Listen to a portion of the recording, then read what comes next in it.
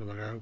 عندنا اليوم أسئلة الأحياء صف الثاني متوسط 2023. أول شيء السؤال الأول: أعرف ما يأتي الطلعيات، أميبا، بدايات، أهداب، مملكة حيوانية، مملكة حيوانات. السؤال الثاني: أعرف الفراغات التالية. عندك هذا الجواب مالته: أحلى شعب مملكة الطلعيات من أمثلتها أميبا وبراميسيوم. عندك أوليات هذا فراغ تشابه في نشوء وتركيب بعض النظر عن الوظيفة التماثل. البكتيريا العضو في الحي، عضو كائنات حية تنشأ إلى مملكة بدائيات تسبب مرض الكوليرا. المنتجات هي تسمية تطلق على مملكة نباتات أنها تنتج غذاء بنفسها. أوكي.